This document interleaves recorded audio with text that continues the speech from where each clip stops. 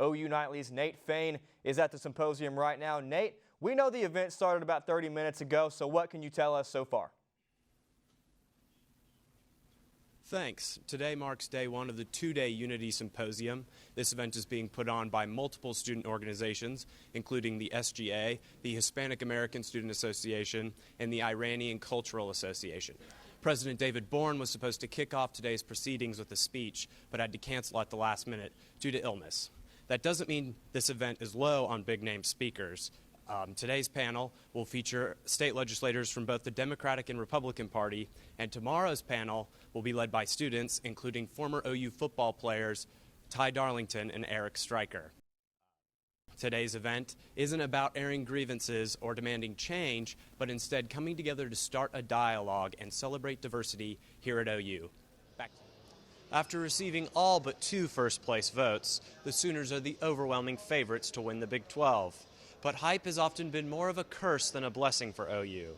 In the past 5 seasons, the Sooners have started in the national top 5 3 times and haven't finished in the top 10 each of those years. No matter which of the 5 Sooners you ask here at Media Day, the answer is the same. Preseason polls and percentages don't matter. They're not buying into the hype.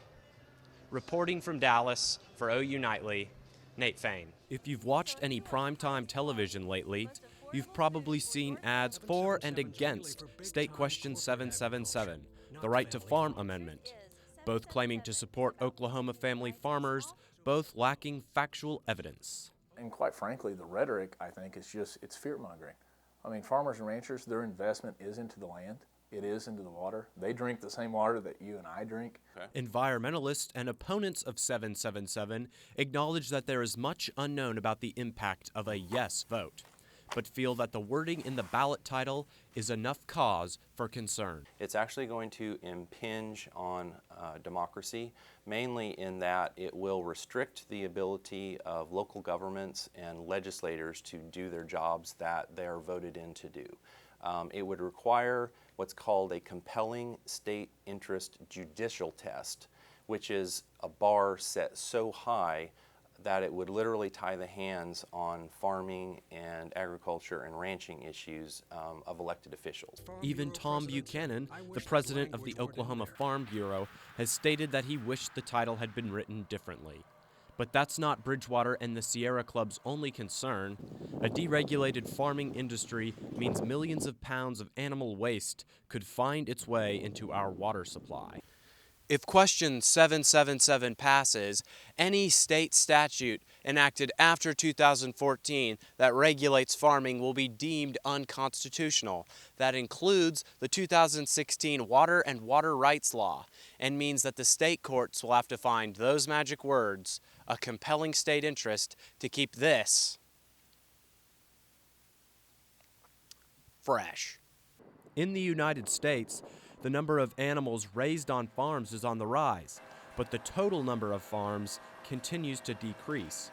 Some, including the Oklahoma Food Cooperative, an online distributor of organic food, worry about this trend, while others don't think that's a problem that exists in Oklahoma. It opens a door for corporate interests to come into the state and have an even wider, an even more unrestricted playing field than they already have. I mean, let's be real about this. Corporations already enjoy all the rights of citizenship in this country. It's just another step along the same path we've been walking in this country for lots of decades now. Talking about the consolidation of wealth and power and control in the hands of a very few people. I tell the opponents all the time, if Oklahoma is set up in a way that there would be a proliferation of corporate agriculture, they would have already taken over. There wouldn't be 98% of the operations today family owned and operated. So no, in no way do we believe this empowers corporate farming. It does not give those guys additional rights, nor does it take away any regulations. As for what the state thinks, I asked the Department of Environmental Equality. They said they haven't conducted any research on what Question 777 could mean for Oklahoma. Nate Fain, OU Nightly.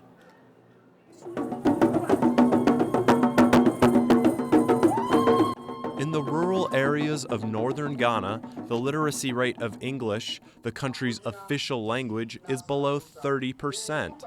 But don't tell that to the students of the La Angoum Learning Center. Since its conception in 2007, not one of the school's 266 kindergarten through 6th grade students has dropped out. After earning her degree in education, Alice Azume left Oklahoma City and returned to Ghana to fulfill her dream by creating a school to improve the education in her home country. I went back to the community and asked them what name they wanted to give to the school, their school, the first time they've ever had a school. And they said the school should be called La Angoum. And La Angoum, in our local language, the language of that area, means working together. And that's exactly what's happening in Oklahoma City. Linda Temple created the Palm Bay Global Market, which sells ornaments, clothes, jewelries, and other artisan-made products from all over the world. It's ran by volunteers, and all the proceeds go straight to her friend Alice's school. I have a lot of fair trade experience, and my friend was starting a school in Ghana, and I thought maybe we could have a fair trade market here in Oklahoma City. The Palm Bay Ghana board thought that was a great idea. They committed to finding a space for us, and this is our 9th year. The impact of the market can be felt beyond the $20,000 it donates to the La Angoum Learning Center every year.